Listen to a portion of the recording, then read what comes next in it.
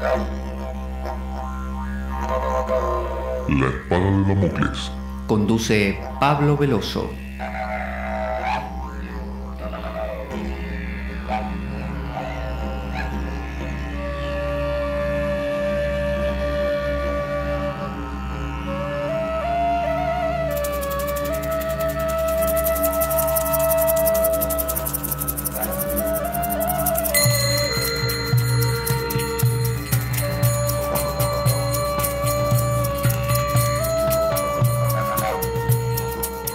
Tal como lo cortés no quita lo valiente, así lo hilarante no quita lo profundo. Y dado que la vida es un juego, aquí comienza La Espada de Damocles. La ficción más real que puedas concebir. La Espada de Damocles es un programa que por mera falta de objetividad cree ser diferente. Personajes mitológicos salidos de los más profundos avernos. Leyendas escabrosas y sin sentido. Curiosidades inquietantes e inútiles. Historias antiguas malversadas por nuestra incapacidad de entendimiento. Y cuentos carentes de profundo significado. También pretenderemos sin el menor éxito entender al ser humano en toda su dimensión. En suma, si quieres desperdiciar tu vida, aquí comienza La Espada de Damocles, la ficción más real que puedas concebir.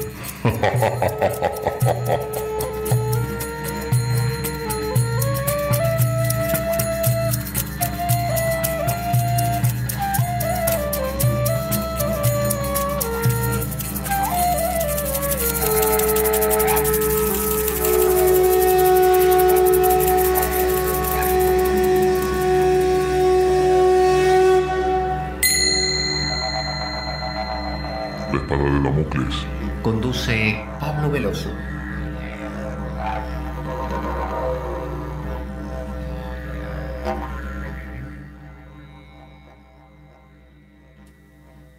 Buenas para todos. Aquí estamos en La Espada de Damocles. Yo soy Pablo Veloso para pasar un ratito juntos charlando sobre algún tema interesante.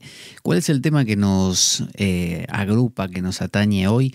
Es el Evangelio apócrifo de Tomás. Es un evangelio que vinimos tratando, que lo vinimos recorriendo, pero lo que pasa que, claro, es extenso. Es un evangelio que tiene 114 logions, o sea, 114 versículos. Y es un evangelio que en lugar de tener episodios así cuasi históricos, ¿no? de un personaje narrativo, así un Jesús que camina, que hace esto, que hace lo otro, que se sienta, que se pone de pie. No, aquí son más que nada aforismos que son como perlas, que van directamente, como si alguien hubiese recopilado los dichos de Jesús y los hubiera puesto en un solo sitio. Y como si después los evangelistas, Mateo, Marcos, Lucas y Juan, hubieran tomado de estos aforismos y hubieran creado una historia, los hubieran hilvanado como perlas justamente en un collar. Y entonces algunos eruditos dicen que este evangelio proviene del año 50, ¿no? Es decir, previo a cualquier evangelio de los canónicos, inclusive del primero que fue el de Marcos, y otros no, otros lo sitúan más adelante. El de Marcos, recordemos que fue en el año 70, las cartas de Pablo fueron primero y fueron en el 50, así que algunos dicen que más o menos es de la época de las cartas de Pablo. Pero bueno, hay otros que no, que dicen que allá por el año 150, ¿no? Mucho después. No sabemos exactamente cuándo, pero el hecho es que nos han llegado estos aforismos que se han encontrado en la famosa Nag Hammadi, ¿no? Esa excavación donde se encontraron tantos textos antiguos, sobre todo muchos gnósticos, y eso resultó de mucho provecho porque hasta se encontraron obras platónicas, ¿no? Obras de diálogos platónicos, lo cual permitió renovar un poco el tema y constatar algunos errores que podían haberse creado a lo largo de las copias. Son 114 versículos, 114 perlitas. Estamos en la número 26, para que se dé una idea lo que nos falta. Así que vamos a ir a ello directamente. Esta es muy conocida. Dice la 26, dijo Jesús, la paja en el ojo de tu hermano sí que la ves, pero la viga en el tuyo propio no la ves. Cuando hayas sacado la viga de tu ojo, entonces verás de quitar la paja del ojo de tu hermano. Este es un dicho ese de no verás la paja la viga en el ojo la paja en el ojo ajeno. La tenemos muy oída. Es una expresión, una oración muy repetida. Habla más que nada de la proyección famosa de la sombra que propone la psicología, sobre todo la psicología a partir de Freud y de Jung, que nos habla de que la psique no es tan simple como parecía, no es solamente lo dado, ¿no? Como cuando uno le pregunta a una persona, ¿qué te gusta? Y la persona dice tal cosa. Bueno, hay más.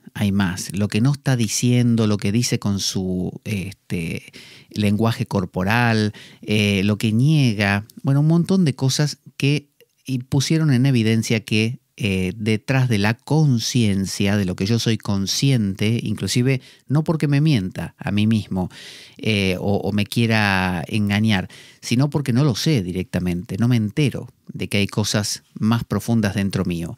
Bueno, esas cosas que se van sepultando a lo largo de los años porque no convienen, ¿no? Un dolor, una angustia, una tristeza, una sensación de impotencia por haber fallado en alguna ocasión. Todo eso se va guardando. No es que se guarde en una especie de rincón del cerebro. Está aquí todos los días. No quedó guardada, escondida, sino que todos los días resuena y forma parte nuestro. Y por eso es que necesita estar, hacerse presente, mostrarse. Por eso es que quien no ve en sí mismo sus lados oscuros, los tiene que ver por fuerza fuera. Y los ve no solamente en las situaciones que son propicias, como el político corrupto o la persona de mal carácter, sino que lo empieza a ver en cualquiera. O sea que supóngase que usted no tiene una persona de mal carácter cerca o un político corrupto alrededor suyo. Bueno, usted va a buscar a su perro. En la Filocalia, por ejemplo, que es un texto ruso que recopila los dichos de los primeros padres del desierto cristianos en Egipto, dice que había un monje que tenía su bastón, ¿no? Su cayado, su bastón. Y un día iba caminando, como el tipo vivía solo, no tenía en quién proyectar la sombra, imagínese. El tipo vivía en el medio del monte, no había nadie, no tenía ni gente mala ni gente buena en la cual proyectar sus aspectos inconscientes, su sombra, sus frustraciones o lo que fuera. ¿Con quién se iba a enfadar? Entonces un día caminando se golpeó con el bastón y cuenta este relato acerca de este monje, quizá el monje lo contó después, que el monje se ensañó con el bastón y lo tiró al suelo, le empezó a pegar, a pisarlo, a insultar al bastón por haberlo golpeado.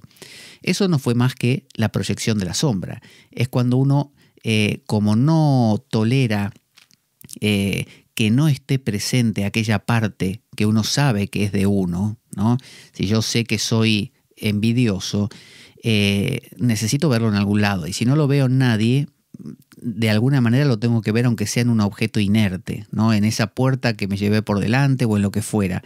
Pero necesito que eso esté. En algún lado necesito mirarlo. Lo mejor sería verlo en uno mismo, claramente. De eso se trata, digamos, la ampliación de la conciencia de uno. Uno empieza a reconocer, o sea, a conocer de nuevo aspectos suyos. Y digamos que el axioma, la fórmula, como si fuera matemática, dice más conciencia, menos destino. Menos conciencia, más destino. O sea que si sos un tipo que no te enterás de nada de lo que te pasa adentro, te va a venir desde afuera como destino, como cosas que te pasan. Y cuanto menos, cuanto más conciencia tengas, cuanto más aceptes y reconozcas que sí, que sos celoso, que sos envidioso, que sos, no sé, torcido, hipócrita, no sé cuánto, menos te lo vas a encontrar afuera. Los judíos, yo lo he contado muchas veces, consideran que cuando Dios creó a Adán, le agregó dos naturalezas. La Yetzar Hará, que es la malicia natural, y la Yetzar Hatov, que es la bondad natural. Es decir, no le agregó solo el bien, le agregó el mal también. Tiene un lado difícil, Adán. Entonces, la idea es que todos nosotros tenemos los dos lados.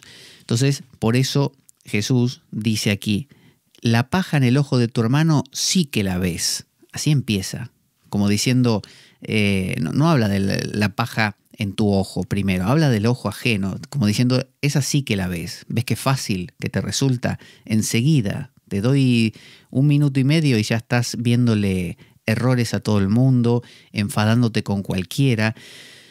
Hay gente que vive en estado de irritabilidad continua, porque tiene, como no ve nada hacia adentro, tiene un radar detector de todo lo que tiene dentro fuera. Entonces es como esa agujita del radar que va dando vueltas y va haciendo tit, tit, tit, y hasta que descubre, cosa que va afinando cada vez más.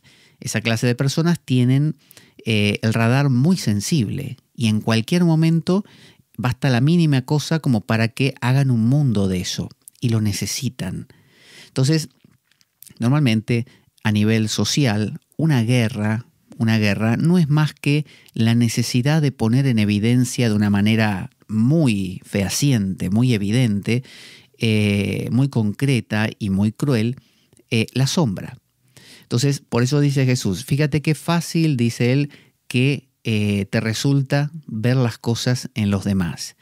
Por eso muchas veces en estos movimientos del New Age o el Ho'oponopono también, con su tradición hawaiana, tienden a hablar del perdón.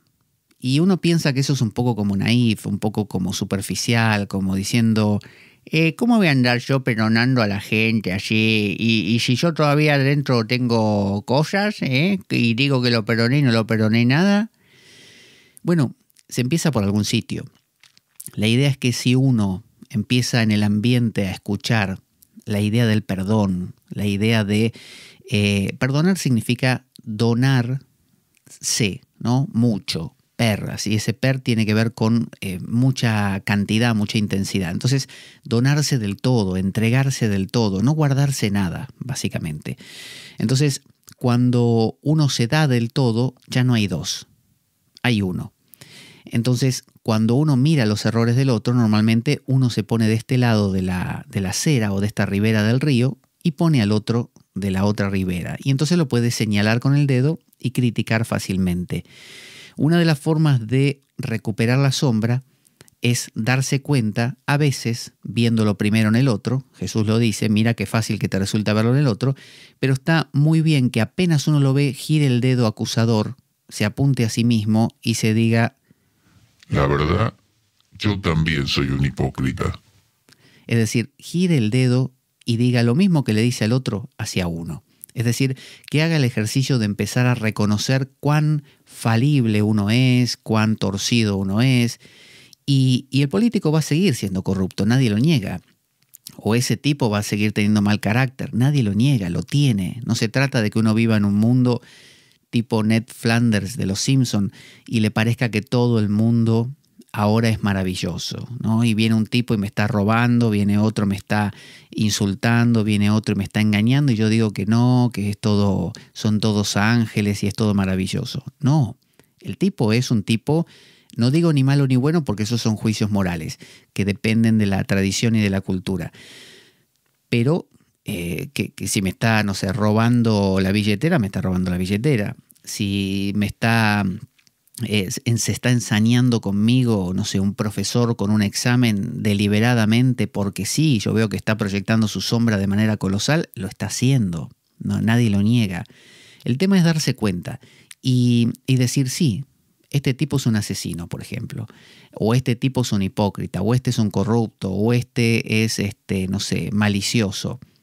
Y ahora empezamos a ver, por ejemplo, su historia. ¿Qué le pasó? Socialmente, ¿qué lo empujó a ser así? ¿No? Uno nunca sabe qué pudo haber sido. Porque aunque haya tenido una infancia difícil, quizás no fue eso lo que causó lo que vemos hoy.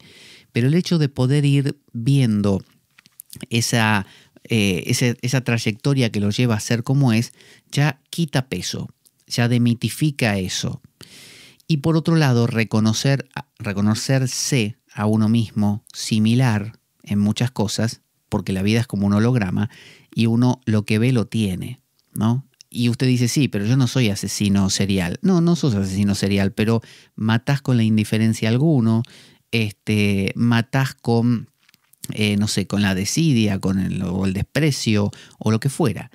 Entonces, acabás matando gente de una u otra manera. Entonces, algo de eso tenés. Ah, pero yo no soy el político corrupto que me llevo millones a las Islas Caimán. No, pero de repente un producto que lo tenías que vender a un precio lo vendiste más caro sabiendo que era más barato, estafaste, no sé, al extranjero que no sabía cuánto valía, o te quedaste con un vuelto que se equivocó, no sé, la cajera del supermercado y te dio, no sé, 10 euros de más y no le dijiste nada. Es decir, estás siendo igual de corrupto que aquel. Entonces, ver la viga en el ojo propio tiene que ver con recuperar la sombra, con deshacer un poco, desmantelar un poco esa idea de que yo soy maravilloso y los malvados y torcidos son solo los demás. Tenemos que quitarle el solo, ¿no? No son solo los demás, soy yo y los demás, ¿no? No solo ellos. Entonces no es unilateral, es bilateral. Entonces reconocer la Yetzar Hará, la parte torcida, es muy sabio. De hecho, dentro del mundo cristiano, los católicos suelen creer bastante en la bondad humana, ¿no? Es parte de su dogma, lo cual hace que tengan jerarquías muy marcadas. Y eso hace que cuando una jerarquía como un papa o un obispo o lo que fuera hace algo torcido, no hay forma de entender cómo pudo haber hecho algo así, si se suponía que era un tipo fantástico, inspirado por Dios. Mientras que los protestantes no, los protestantes tienden a desconfiar, justamente, toman en cuenta la maldad natural. De hecho, gente como Calvino y otros decían que el hombre ya de por sí es pecador, ¿no? De entrada, tiene un lado, es negativo. Si no se corrige y no se mejora, aunque siempre queda del lado de lo negativo un poco, nunca acaba de mejorarse del todo, pero si no hace ningún esfuerzo es un desastre directamente, es malvado, es cruel. Entonces, como saben eso, los protestantes tienden a crear leyes. Entonces crean cosas como la Constitución, no les gusta demasiado el tema de que haya jerarquías tan definidas e inspiradas por Dios, como una teocracia, ¿no? Como el Papa. Desconfían más de la persona y ponen el libro delante, sea la Constitución Nacional o la Biblia. Miran lo que dice la Biblia, ¿no? Y te pueden discutir cualquier cosa mirando la Biblia, mientras que en el mundo católico no, se mira más qué opina la Iglesia de la Biblia y no tanto qué dice la Biblia. Entonces, eso ya marca una manera en que todos nosotros que nos criamos en países en general católicos tendemos a ver la vida, tendemos a creer que somos buenos y que los demás son solamente los malos. Entonces, por eso Jesús dice, la paja en el ojo de tu hermano sí que la ves. Ver el mal, tenga en cuenta una cosa, esto es difícil porque estamos tan acostumbrados y nos gusta tanto, nos complace echar la basura afuera, que empezar a verla adentro es muy difícil, ¿no? A veces es mucho más fácil, no sé, hacer caridad y otras cosas que realmente reconocer la Yetzar Hará, la maldad natural. Cuando uno ve el mal, es decir, cuando uno detecta el mal, cuando uno nota el error, ¿no? Fuera, básicamente lo que está haciendo es ver a otro. Cuando uno no ve el error, cuando uno no está detectando con el radar, normalmente está menos consciente del otro. Esa menor conciencia de que hay un otro, como decía Sartre, el infierno es el otro, cuanto menos uno ve al otro, más cerca de la unidad está, ¿no? Más cerca de esa conciencia de unidad, de ese paradigma de unidad. Quien vive detectando al otro, vive separándose de los demás, lo cual le genera más ansiedad, porque claro, si yo, como el príncipe de Maquiavelo, que tenía que, sabe cómo tenía que cubrirse según Maquiavelo aconsejaba a los Borgia y todo eso, ahí en Florencia, él decía que el gobernante que obviamente era cruel y corrupto, y que tenía que aterrorizar al pueblo para dominarlo, debía no rodearse solamente de una cohorte de sus propios seguidores para que lo protejan, sino que tenía que, primero, hacer como círculos concéntricos, tener sus allegados, los más allegados, en una primer anillo alrededor de él, ¿no? Que lo protegieran. Enseguida, otro anillo de los antagónicos a él, como del partido opuesto, por así decir. ¿Para qué? Para que si se les ocurriera a los del primer anillo, a los propios, tramar algo contra el príncipe o contra el gobernante, no lo hicieran porque iban a estar ocupados peleándose contra los del segundo anillo, que seguramente querrían entrar al primer anillo. Entonces lo dejaban en paz al rey. Y así generar anillos concéntricos, de manera que se estuvieran peleando todos entre sí, el famoso divide y vencerás, y nunca tocaran al rey. Y de hecho el rey tenía que tener una puerta de seguridad para que si pasase algo terrible se pudiera escapar. Entonces, eso hace que ese rey, imagínese cómo vive. Vive no pudiendo probar un alimento sin pensar que lo están queriendo envenenar. Vive durmiendo con un ojo abierto por si entra alguien con un cuchillo y lo asesina. Entonces, la vida del que está separado, fíjese que aún el círculo, el anillo más cercano, le es hostil. Es peligroso. Entonces, quien tiene ese radar, esa gente que está todo el tiempo de un lado al otro y dice: estamos rodeados de corruptos, ¿viste? El corrupto, el político, y el vecino al lado no sabe lo que hizo ayer. Eso no se hace, porque está prohibido. Acá en la comunidad del edificio no se permite eso. Y cuando fui hoy al colegio a buscar a mi hijo, no sabés lo que me dijo la profesora. La profesora no puede hacer eso, porque yo la voy a denunciar. Bueno, la gente que es así, que está todo el tiempo, como se dice, despotricando, ¿no? Quejándose, criticando, es un buscador de problemas, ¿no? Como si uno tuviera un detector de, no sé, de radiación, un detector de metales, ¿no? El detector de metales, ¿para qué está hecho? Para detectar metales, no plásticos ni madera. Usted pasa un detector de metales y va a encontrar metales. Entonces, está garantizado que si usted va con un detector de metales, tarde o temprano encuentra uno. Si no lo tuviera, usted pasa al lado de una moneda y no la detecta. De la misma forma, la gente que detecta el mal, ¿no? El error, lo malo, lo equivocado, siempre lo va a detectar. Si usted tiene un amigo, una amiga o un familiar que es así, va a notar que pasan 3 minutos de cualquier conversación con esa persona y siempre saca a colación algo que hizo alguien o que está haciendo.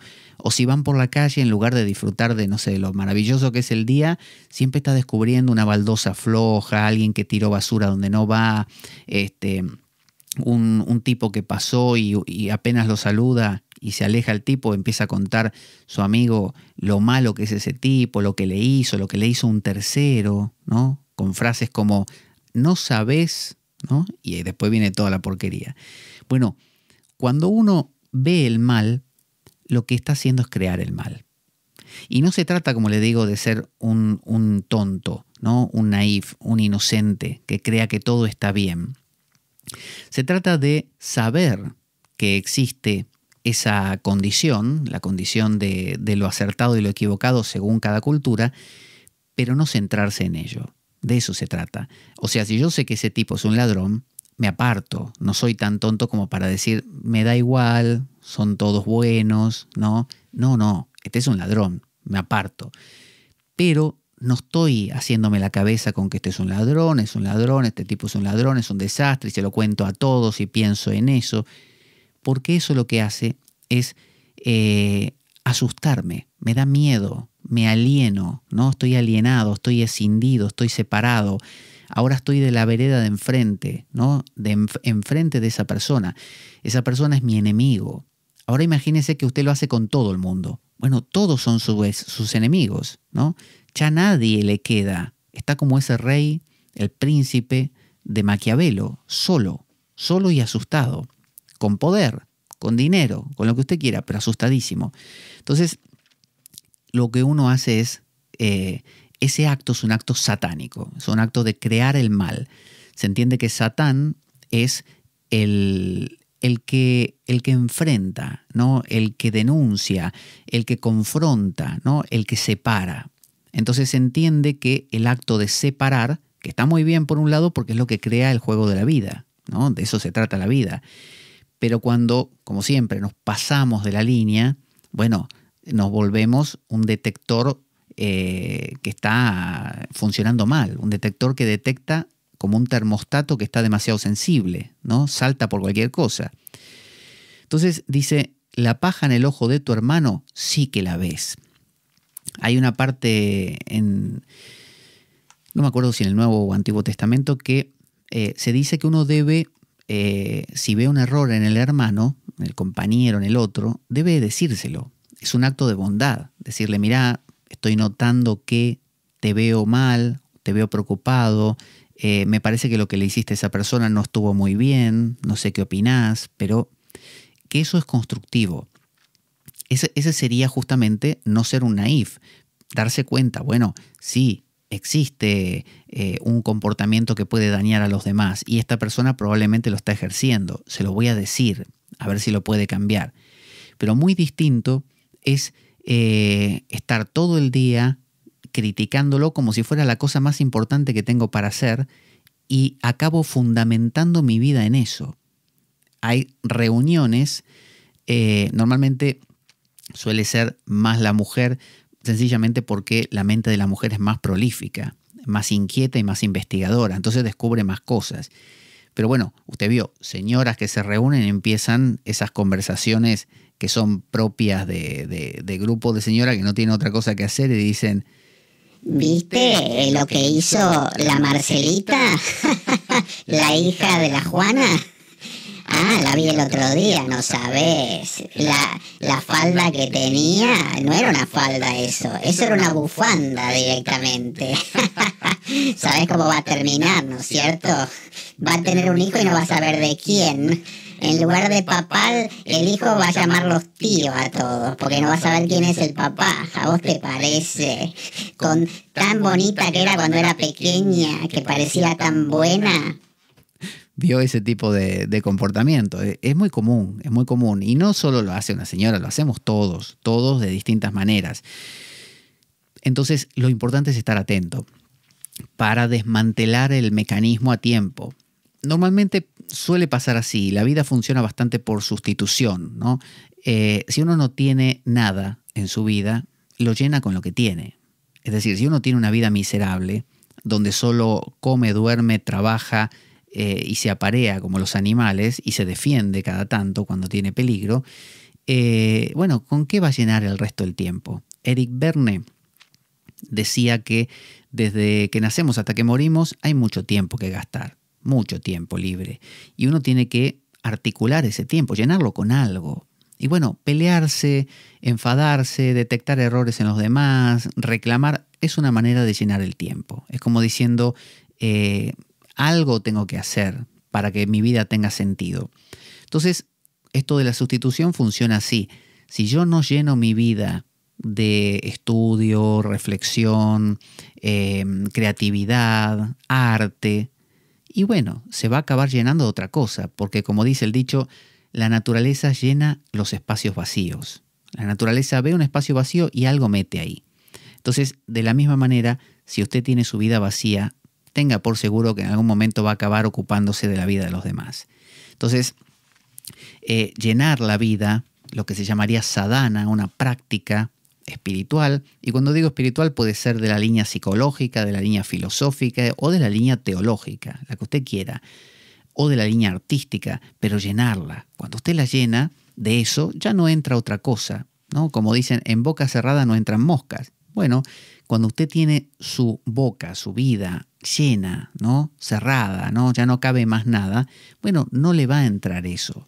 Pero si usted no tiene nada que hacer, porque vivió una vida en la que no le enseñaron jamás a hacer nada de ella, más que trabajar, tener hijos y morirse finalmente, ¿qué hace? Sobre todo cuando se jubila, ¿qué hace?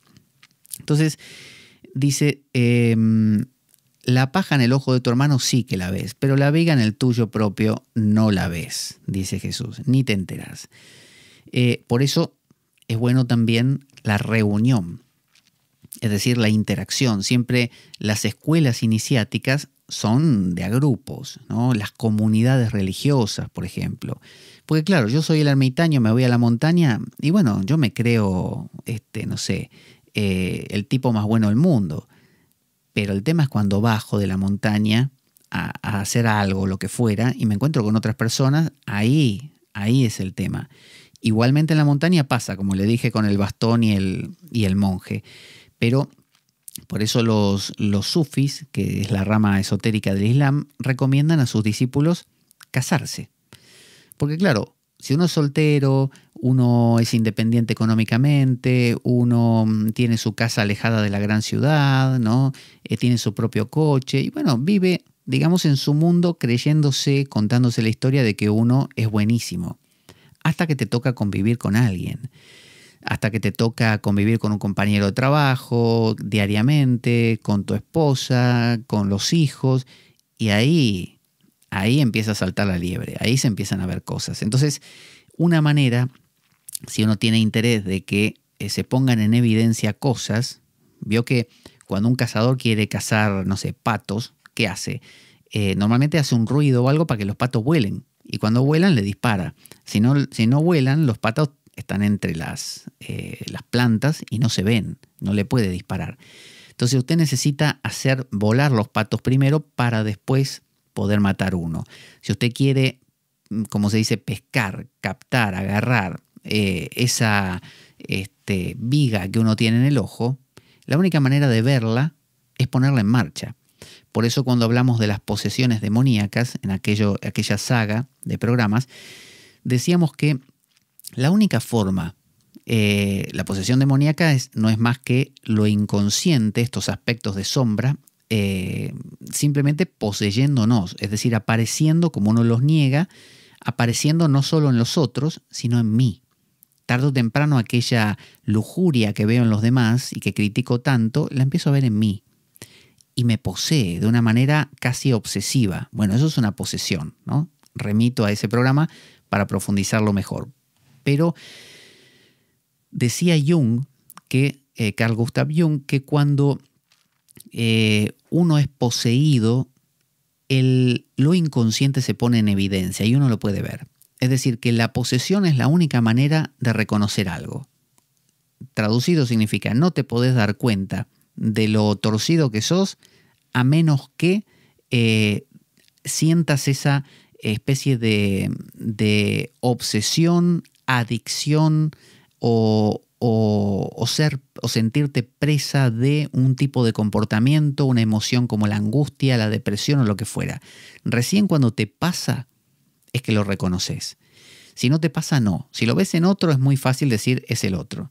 El tema es que está bueno que te pase a vos, que te pase, que te capture y que no sepas cómo sacar la cabeza de ese lío. Entonces lo tenés frente a la nariz todos los días. Te levantás por la mañana y ahí está la depresión. Te levantás por la mañana y está la fobia. Te levantás por la mañana y está la adicción a lo que fuera, ¿no? Al juego. O la ira, ¿no? Lo que fuera. Entonces lo tenés ahí. Estás poseído por eso. Entonces la única forma de sentir algo, ¿no? De enterarme cómo es que me esté pasando. Yo no me puedo enterar, por ejemplo, de lo que es la ira si viene alguien y me dice... Te voy a explicar lo que es la ira. La ira es una emoción que va surgiendo cuando uno siente un deseo incumplido que no puede concretarse y uno siente, digamos, una ruborización de las mejillas, una inyección sangrienta en los ojos, una presión en el pecho, una respiración acelerada y unos puños apretados con ganas de boxear al primero que se le cruza.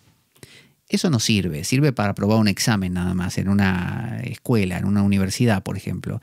Pero si usted quiere saber qué es la ira, usted tiene que enfadarse. Entonces, por eso digo que uno cree ser buenísimo hasta que alguien te enfada, por así decir. No es que lo ves afuera y decís, es ese, matémoslo, genial, ya mataste 20. Pero un día te hacen enfadar a vos. Y cuando te hacen enfadar, ahí lo sentís. Y esa es la oportunidad de que pasen dos cosas. O el enfado te comió por completo y no te enteraste porque no tenías herramientas para lidiar con el enfado. Eso se llama ser poseído por el enfado. Y ahí podés matar al que sea y ni te enteraste, y después cuando recuperás decís, yo no estaba en mis cabales, no me acuerdo de nada de lo que pasó. Ya sé, estoy todo ensangrentado, ya sé, y el cuchillo es mío, pero no, yo no sé cómo esa cabeza está separada de ese cuerpo, no tengo ni idea. Entonces, eso pasa cuando uno es poseído inconscientemente. La idea es que cuando esa posesión, que siempre es inconsciente, ocurre, uno vaya reconociendo la viga, ¿no? Vaya reconociendo eso. Vamos a escuchar un audio cortito que nos va a contar cómo colaborar con nuestro programa con la espada de Damocles para ayudar a que pueda conseguir buenos materiales bibliográficos y electrónicos para mejorar la calidad día a día. Ahí va.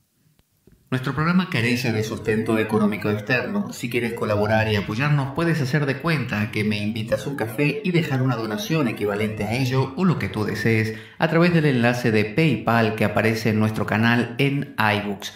Si tienes alguna duda al respecto, puedes enviarme un correo a info-espadaweb@gmail.com para informarte, y desde ya muchas gracias por ello.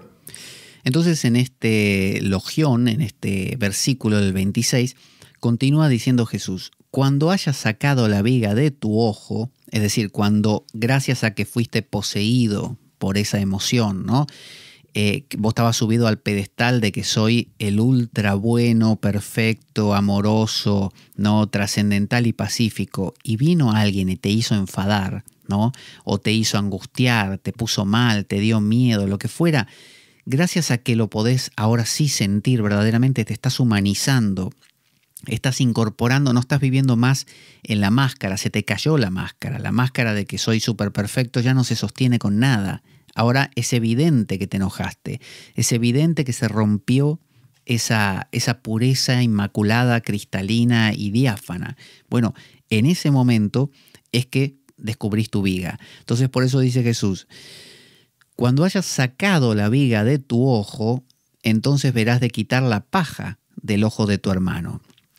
O sea, cuando da un pasito más, dice tres cosas, fíjese. Primera, es difícil que veas tu viga, dice él, ¿no? Perdón, lo que dice es, la paja en el ojo de tu hermano sí que la ves, pero la viga en el tuyo propio no. Primer paso que dice, o primer elemento es, te cuesta mucho ver tu viga, ¿no? La tendés a ver en el otro. Segundo paso, dice, cuando hayas sacado la viga de tu ojo, entonces podrás quitar la paja del ojo de tu hermano. Es decir, que cuando ya sacaste la viga, cuando ya aceptaste que sos torcido, hipócrita, envidioso, celoso, falible, ¿no? Imperfecto, todas estas cosas, cuando aceptas tu Yetzar Hará, ¿no? Tu lado oscuro, ese yin yang, cuando aceptas el otro lado y te volvés íntegro, ahí podés ir a tu hermano y decirle, escúchame, mira, he notado que, porque si no, ese he notado que, te veo un poco enfadado, puede mezclarse muy fácilmente como vos sos el único enfadado acá, yo soy buenísimo, te lo estoy diciendo porque yo soy súper puro, en cambio vos sos un desastre.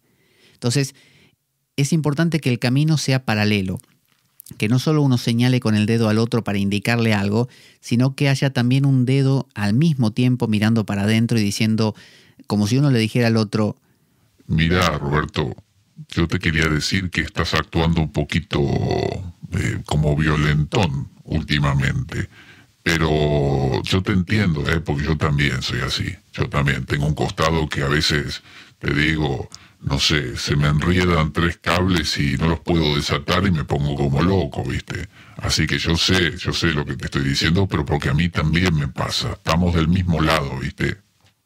Entonces, ese reconocimiento de que, claro, yo también soy así, evita que uno proyecte tan fácilmente en el otro y crea unilateralmente que el malo es el de afuera, ¿no? Porque si no, ahí empieza la famosa casa de brujas. Entonces, es un camino de autoconocimiento, de autodescubrimiento continuo. Luego viene el número 27.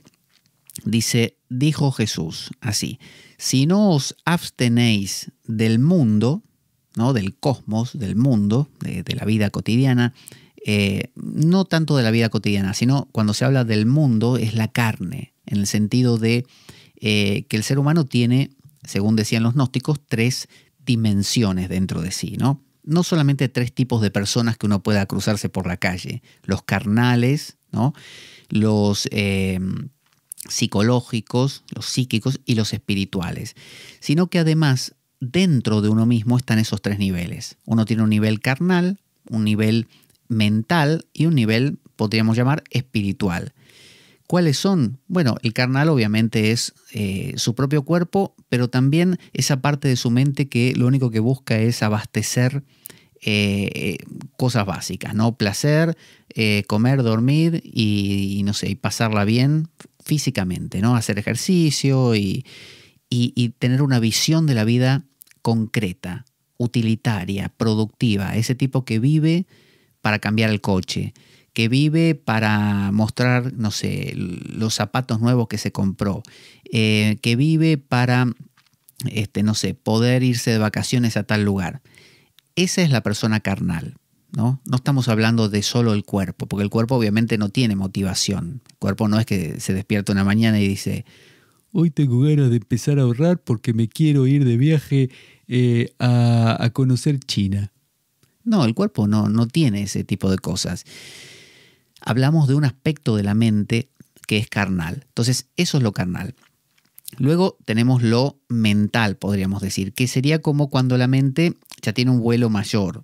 Entonces, la persona mental es aquella que como empieza a evaluar y a sacar conclusiones, que si Dios existe, que si no existe, que la ciencia lo que dijo, viste cómo es, y que empieza a sacar conclusiones de sociología, antropología, evalúa, conoce la historia de la humanidad, la historia propia, y con todo ese bagaje a veces se hace un nudo gordiano imposible de desatar, ¿no? Y acabamos creando universos mentales, y en esas separaciones que vamos haciendo de lo mío, lo tuyo, lo que conviene, lo que no conviene, lo bueno, lo malo, veo cómo es la gente muy mental. Cuanto más mental uno es, más fino hila, bueno, más separaciones descubre, ¿no? Más diferencias descubre. Veo esos juegos que hay en las revistas de encuentre las 10 diferencias y le ponen 2 viñetas que son prácticamente iguales y uno se tira como 3 horas para descubrir una, ¿no? Y resulta que eran 10 y le faltan 9 todavía y uno dice, debo ser yo muy, muy tonto, porque no puede ser, llevo una y hace 1 hora. Y uno llega a pensar que inclusive es una broma y que no hay 10, es imposible que haya 10. Y finalmente cierra la revista y la tira por ahí esperando que nadie lo haya visto. Pero bueno, entonces uno, cuando es mental, tiende a crear esa cosa de yo, el otro, a crear muchas diferencias, ¿no? Con el otro, y a ver quién es mejor, pero no a nivel carnal, que es, mira qué coche tengo, vos tenés el otro, el mío más grande. Eso es lo carnal. Es muy simple eso, es concreto. En el plano mental no, en el plano mental hablamos de niveles de avance espiritual, por ejemplo, niveles de bondad que yo tengo y vos no, cómo desperté Kundalini y vos todavía no, o estudios que yo sé de física cuántica y vos no, ¿no? O si los dos sabemos, yo sé más, porque estudié el posgrado, ¿no? El doctorado del PhD de no sé qué. Entonces, como dicen aquí en España, rizar el rizo es propio de la mente. Esa es la gente psíquica, gente mental. O dimensión mental dentro de nosotros, porque todos la tenemos. Y también hay una parte que llamaríamos espiritual. La parte espiritual no es que haya un fantasma dentro de uno. La parte espiritual es cuando hace silencio la parte mental. Así de simple. Cuando la parte mental se calla un poco, lo que queda es silencio. Bueno, ese silencio es lo espiritual. Es un silencio donde justamente es la ausencia de ser. Para uno ser, uno tiene que pensar. El famoso pienso, luego existo, de Descartes, ¿no? Esto de que como pienso, creo diferencias, como creo diferencias, me creo a mí, creo estar aquí y tú estar del otro lado. Por lo tanto, empieza una lucha eterna por a ver quién gana, quién es mejor y todo eso. Para superar esa dualidad, lo que hay que hacer es aplacar ese discurso, aplacar a lo psíquico, aplacar al alma. El alma tiene que hacer silencio para que el espíritu se oiga, pero con una voz el espíritu con una voz que no es individual. No es mi espíritu ni tu espíritu, es el espíritu. Entonces por eso dice Jesús, si no os abstenéis del mundo, del cosmos, no entraréis no encontraréis el reino. No está diciendo niega al mundo, es decir, no te compres un coche, no consigas un trabajo, o no estudies, nivel mental, no estudies, no ahondes, no investigues, no descubras, quédate lo más tonto posible, ¿no? Porque el reino, si es para los que son como los niños, como dice en otra parte del Evangelio, mejor que yo no estudie nada, ni tenga coche, ni me case, ni tenga hijos, ni nada, ni responsabilidades. No se está refiriendo a eso. Está presuponiendo que el mundo está ahí, imposible de evitar, que las responsabilidades están, que los compromisos están, que las reglas sociales están y que deben respetarse, ¿no? Que si esto que me compré, no sé, esta casa es mi casa, bueno, si las reglas de aquí es que las casas son de cada uno, bueno, será mía. Si vivo en un sitio donde las casas son comunitarias, no sé, en un régimen comunista, genial, son de todos. Entonces hay que respetar el estado de las cosas de ese sitio. Eso se da por sentado. Ahora, lo que propone es abstenerse de eso, sencillamente porque eso es tan absorbente que hace que uno olvide lo otro. Es como si usted estuviera escuchando una sinfonía de una orquesta genial y es tan buena la orquesta, tan atrapante y tan encantadora con sus movimientos y sus pausas y sus arranques otra vez y todo eso, que usted está encandilado con la orquesta y alguien le toca el codo y le dice: Juancito, vos no estás escuchando el silencio, ¿no? Y Juancito dice: ¿Qué silencio? El silencio que hay entre sonido y sonido de la orquesta. Cuando la orquesta no estaba tocando, ¿qué había? Silencio. Y bueno, ahora está tocando. ¿Dónde está el silencio? Y no hay silencio porque hay ruido. Sí, pero hay momentos de pausa entre instrumento e instrumento. El silencio no se fue a ningún lado, está ahí. ¿Vos lo estás escuchando? La verdad que no, estoy entusiasmadísimo con la orquesta, porque me gusta esta pieza. Bueno, te la estás perdiendo entonces. Estás viviendo solamente en el plano musical. Es como si vieras una película en el cine y te olvidases 100% de que atrás hay una pantalla, ¿viste? ¿Y qué problema hay con eso? Que estás viviendo una vida un poco limitada. Te estás perdiendo un aspecto profundo. Cuando vos captás el silencio, empezás a darte cuenta que el silencio detrás de todas las orquestas no es el silencio de cada orquesta, es el mismo silencio. El silencio no tiene características propias, individuales, diferentes. El silencio es el silencio siempre. Entonces, cuando uno empieza a incluir a lo espiritual, y lo espiritual, entendamos, no es ir a la iglesia. Espiritual no significa una acción determinada. Justamente el contacto con lo espiritual o la expresión de lo espiritual o la evidencia, la puesta en evidencia de lo espiritual es la ausencia del movimiento. Cualquier acción va a tapar lo espiritual, no lo va a anular porque siempre está, pero como dice la canción, aunque no lo veamos, el sol siempre está, ¿no? Bueno, aunque haya nubes, uno sabe que el sol está ahí. Pero cuando estuvo nublado muchos días, uno tiende a olvidarse que el sol está ahí. Y entonces a uno le agarra como un desasosiego de una especie de... La vida no tiene sol. Estamos en un mundo de nubes. Siempre hubo nubes. Nunca hubo sol. Esto es un desastre. Está todo oscuro. Nos vamos a morir. Esa es la vida de la persona que no toca nunca el espíritu. Entonces trabaja, come, duerme, estudia, va, viene, se pelea con este, se hace el amor con el otro, pero le falta el contacto con el sol, el contacto con el espíritu. Entonces, por eso lo que dice Jesús, sabiendo que la tendencia de todo ser humano, que es la idea platónica justamente, es obnubilarse con, como dicen los hindúes, con el avarana y el vikshepa, con la expresión y el velamiento y la extensión, ¿no? La realidad que vivimos carnal, ya dijimos, y psicológica, es tan avasallante y se proyecta tanto, ¿no? El Vikshepa, la proyección, se extiende tanto que de tanto extenderse vio que la mente no para. Se extiende y si usted la deja se engancha con otra cosa y otra cosa. Si no, piense, usted agarra el móvil y dice voy a ver en Google una palabra que quiero saber o una página puntual que quiero ver y aparece un mensaje y aparece no sé qué y usted acabó viendo 70 videos seguidos de YouTube y encima uno dice ¿cómo acabé en este tipo de videos? ¿No? Videos totalmente insensatos. Y uno dice ¿qué hago viendo esto? Bueno, esa es la capacidad de la mente de hacer dos cosas. Avarana, como un velo que cubre, o sea, esa idea de que cubro el sol no se puede cubrir, las nubes no cubren el sol, en realidad, las nubes están lejos del sol. En realidad uno deja de ver el sol porque aparentemente las nubes lo están tapando. Las nubes no afectan verdaderamente al sol. La orquesta no tapa el silencio está igual, ¿no? Está entre nota y nota, no habría música sin silencio. La pantalla del cine no desaparece cuando empieza la película, siempre está ahí, solo que nos olvidamos de verla.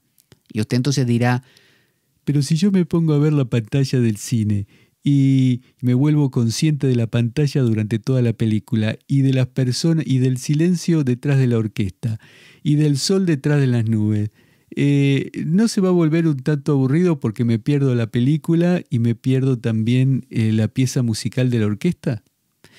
Justamente, no se trata de que usted esté colgado del silencio y no esté en ninguna otra cosa más que en el silencio. No, se trata de un fármaco, una medicina. Cuando usted está enfermo, toma una medicina determinada, pero cuando se cura no la toma más. ¿Y por qué toma la medicina? Porque está enfermo. Esto es igual. Cuando uno está enfermo de estar enganchado solamente, exclusivamente, es una enfermedad que se llama exclusividad obsesiva con la carne, ¿no? Con lo productivo y utilitario y material y con lo mental. Cuando usted se encuentra así de enfermo, toma una medicación. ¿Cuál es la medicación? Bueno, todo lo que lo conduce al silencio, al apaciguamiento de la mente, la meditación, la psicología profunda, la filosofía, hasta el arte también, que lo conecta con cosas que están ahí detrás de las palabras. Cuando usted toma esta medicina y ya captó ese silencio, no es que ahora solo oye el silencio y ya, aunque toque cualquier orquesta, usted no se entera. No, la sigue escuchando y la disfruta, pero sabe que hay un silencio detrás. Eso es lo importante. Entonces dice, si no os abstenéis, ese abstenerse es una forma de morir. Es como si dijera, mueran al mundo. Y uno piensa, bueno, morir al mundo, me convierto en un monje medieval que me doy con un látigo en la espalda. No, no es eso, no es eso. Esa mortificación es una mortificación sárquica, carnal. Es el tipo bruto que cree que pegándole a su cuerpo, que está incluido en una trama más grande, pero solo pegarle al cuerpo no va a servir para nada. Entonces, el pegarle al cuerpo puede servir en un marco más grande. Sería similar a esto. Usted está viendo la película en el cine, usted no está enterado de la pantalla, se olvidó por completo. Un amigo junto a usted se da cuenta que usted está totalmente olvidado de la pantalla. Entonces, como sabe que no va a reaccionar, le da una cachetada, una bofetada. Es decir, el dolor lo despierta y le permite por un momento recuperar la conciencia y notar que está viendo una película y no que usted está olvidado directamente de usted mismo. Ahora usted recupera la conciencia. Entonces quizá la siguiente vez que usted va al cine, se sienta arriba de una tachuela, a propósito, la pone ahí. ¿Para qué? Para que le duela toda la película y usted no se acabe de perder en la película. Entonces, de esa misma forma funciona la mortificación. Todos estos sistemas de lastimarse, de ponerse cilicios y cadenillas y disciplinas y todo lo que se ponen o se ponían, bueno, se siguen poniendo muchos monjes y monjas y muchos laicos también, tiene que ver con esa actitud, con una especie de algo que evite que yo caiga en esa absorción, ¿no? Es decir, lo amargo te despierta, lo dulce te adormece.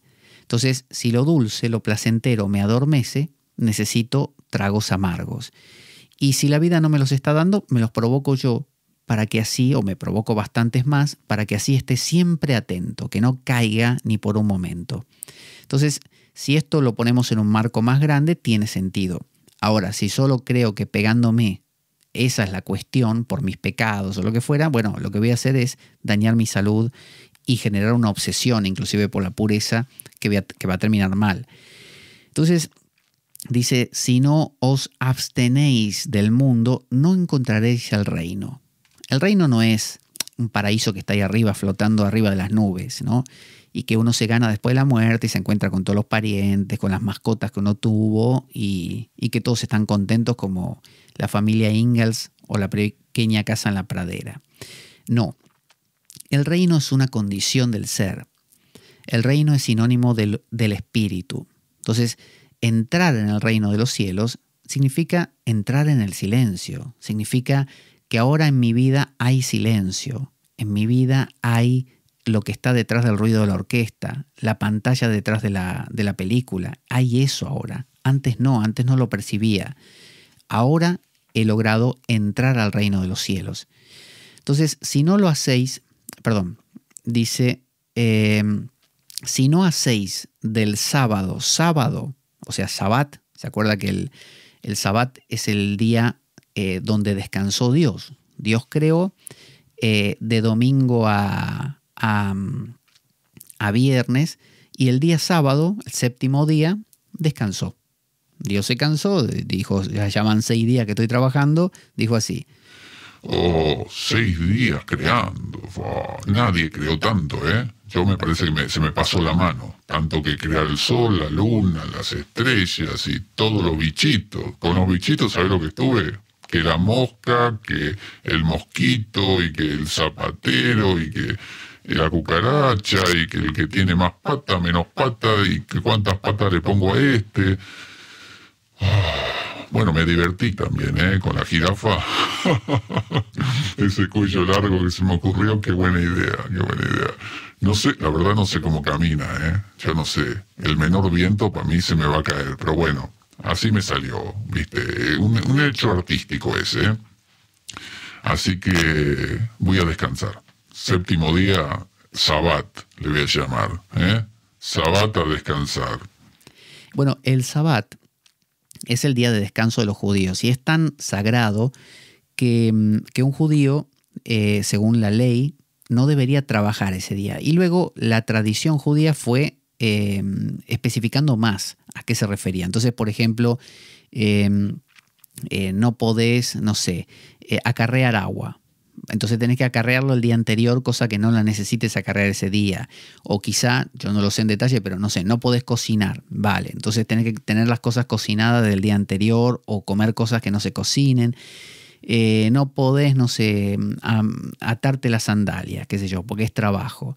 Entonces, si se te cae un animal en un pozo, no lo podés sacar. El animal se queda ahí hasta el día siguiente.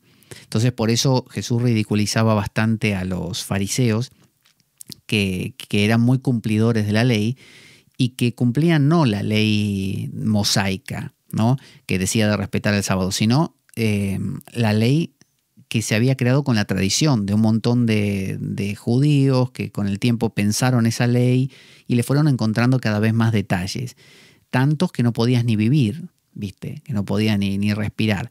Entonces, ¿qué quiere decir Jesús con esto de que si no haces del sábado Sabbat, no vas a entrar en el reino? Quiere decir que si no descansás, no entras en el reino. Lo que te está diciendo el sábado, o la idea de que Dios descansó, es traducido, tenés que descansar. No podés estar produciendo todo el tiempo. Tenés que parar. Y parar no significa, me tomo un día de descanso, ¿no?, o 2 o los que fueran a la semana de mi trabajo, y cuando me quedo en casa me pongo a pintar las paredes, ¿no?, a reparar los muebles o a lavar el coche y hacer 1000 cosas que en realidad no paraste. Tampoco es me quedo viendo la televisión sin hacer nada, porque estás haciendo algo que está tapando todavía el silencio. Lo que está queriendo decir Jesús en este dicho es que el Sabbat es la meditación, Eso es Sabbat. El Sabbat es el momento en que te das la posibilidad de darte cuenta que detrás de la película hay una pantalla. El Sabbat es el momento en que te das cuenta que detrás de la orquesta sonando hay el silencio. El Sabbat es el momento en que te das cuenta que detrás de tus pensamientos siempre hubo algo trascendental, no personal. Eso es el Sabbat. Así como es una pausa de una semana, de 6 días que vienen siendo, viene la pausa, de la misma manera, tener una pausa cotidiana cuando te sientes a meditar diariamente o simplemente dejar que estas ideas profundas que hablamos en este programa, por ejemplo, vayan calando, vayan profundizando. Eso es conectarte con ese silencio, con ese espíritu y con el Sabbat. Eso es el verdadero Sabbat. No es Sabbat que no te ates los cordones del zapato, o que si se te cae un animal lo dejes morir ahí, o que no trabajes, o que no hagas esfuerzo, en épocas antiguas poniéndole la silla a un caballo o lo que fuera, o darle de comer a los animales. Es no hacer eso para cumplir el Sabbat. No cambia nada, es una tontería simplemente, te complica la vida, de hecho. En realidad, de lo que se trata es de esto otro. Por eso, para releer este último verso que tratamos hoy, dice, hemos hablado del 26 y este es el 27. Dice, si no os abstenéis del mundo, o sea, si no paráis el mundo, como decía don Juan de Carlos Castaneda, hay que parar el mundo. Parar el mundo. Recuerde, parar el mundo no es tirarte a ver la tele. Eso no es pararlo, es sigue el mundo ahí. Parar el mundo es realmente detener el proceso mental, sea a través de un mantra, sea a través de la oración, sea a través de la meditación, sea a través de cuestionarte cosas y reflexionarlas tan profundamente que tu mente se desarticule. Porque normalmente los mecanismos de la mente funcionan porque no los notamos, ¿no? Y todo nos parece muy coherente porque no lo examinamos. Pero en el momento en que examinamos cómo está funcionando la mente y nos hacemos preguntas como, por ejemplo, ¿existo yo? ¿No? ¿Qué es existir? ¿Qué es el ser? Bueno, esas preguntas rompedoras, ¿no?, son las que permiten que exista el Sabbat. Ese Sabbat puede durar 10 segundos y otros 10 segundos más adelante del día y 1 minuto al final del día. Mañana puede que duren un poco más. Pasado no hubo ningún momento de Sabbat. Luego sí, y luego un poco más, y quizás los Sabbats son cada vez más largos y llega un punto donde uno ya no es que esté el día entero en Sabbat, sino que el Sabbat se hace evidente y lo pescás en todo. Descubrís que detrás de todo lo que parecía tan coherente hay en realidad una realidad no diferenciada, no, entre comillas, humana, no personal, lo que llamaríamos el ser. Eso es el Sabbat. Vamos a ver hasta aquí el Evangelio de Tomás por hoy y ya lo retomaremos en una siguiente ocasión, ya que tenemos 117 logions para profundizar, así que tenemos un montón. Vamos por el 27, imagínense todos los que nos quedan. Soy Pablo Veloso, esto es La Espada de Damocles y nos encontramos en la siguiente ocasión. Ahí va.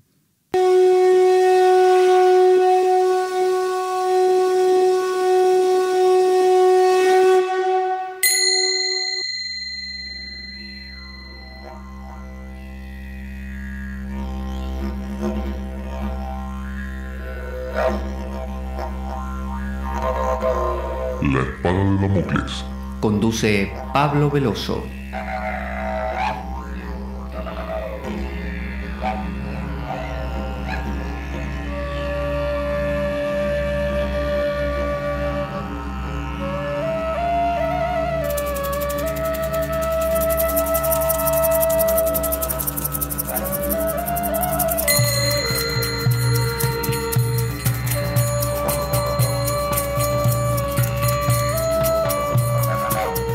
Y dado que la vida es un macabro juego concebido por una mente perversa, únete a nosotros en nuestro próximo programa, cuando escuches las siguientes palabras.